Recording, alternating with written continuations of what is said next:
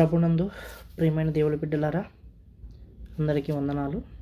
So యథావిధిగా ఈరోజు కూడా దేవుడు మనల్ని ఇలా కలపడానికి ఆయన చేసిన కృపను బట్టి మీ అందరికీ ప్రభు పేరిట వందనాలు తెలియజేస్తున్నాను. అలాగే ప్రియమైన మన యేసుక్రీస్తు వారికి కూడా కృతజ్ఞతాకృతులు చెల్లించుకుంటున్నాను.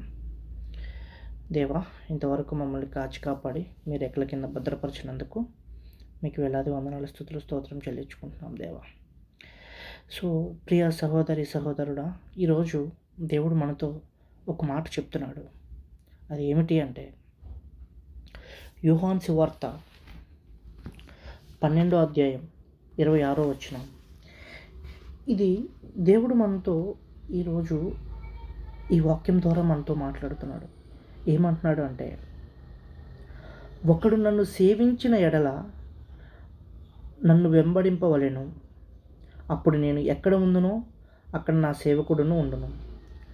ఒకడు నన్ను సేవించిన ఎడల నా తండ్రి అతన్ని ఘనపరచును. ఎంత గొప్ప వాక్యం చూసారా? ఒకడు నన్ను సేవించిన ఎడల నన్ను వెంబడింపవలెను, అప్పుడు నేను ఎక్కడ ఉందనో అక్కడ నా సేవకుడు ఉందను. సో ఈరోజు ప్రియ సహోదరి సహోదరుడా, ఈరోజు మనం ప్రభువుని సేవిస్తున్నాం. అది ఎలా సేవిస్తున్నాం? హృదయానుసారంగా సేవిస్తున్నామా? ఏదో నామకే వాసి సేవిస్తున్నామా? ఆయన అంటున్నాడు, ఒక్కడు నన్ను సేవించిన ఎడల నన్ను వెంబడింపవలెను. మనం ఆయన వెంబడిస్తున్నామా? ఆయన వెంబడిస్తున్నామంటే ఆయన చెప్పిన మాట ప్రకారం ఉంటున్నామా? ఆయన చెప్పిన ప్రవర్తన ప్రకారం మనం వెంబడిస్తున్నామా? లోకానుసారంగా వెంబడిస్తున్నామా?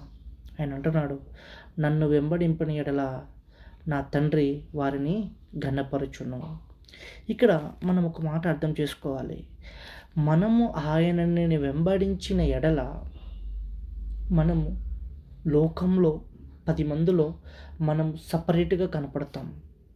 అర్థమైందా ప్రియ సహోదరి సహోదరుడా? ఆయనని వెంబడించటము అంటే ఆయన నీతి మార్గం ద్వారా మనం నడవటం, ఆయన చెప్పిన విధానాల ద్వారా మనం బ్రతకటం, లోకంలో మనం చూసి దేవుని వైపుకి ఇంకా కొంతమందిని మనం ఆయన చుట్టూ తిప్పటం. సో ఈరోజు ఒక్కసారి మనం పరిశీలించుకుందామా? మనం ఎలా ఉన్నాం? ఆయన సేవించే వారిగా ఉన్నామా? నామకే వాసి సేవించే వారిలా ఉన్నామా? ఒక్కసారి మన జీవితంలో ఒకసారి ఆలోచించుకుందామా? ఆదివారం వస్తే బైబిల్ పట్టుకొని వెళ్తాం మాత్రమే కాదు ఆయన సేవించడం అంటే. ఫస్ట్ మనం ఎలా ఉన్నాం? ఆయన యందు భయభక్తులు కలిగి ఉన్నామా?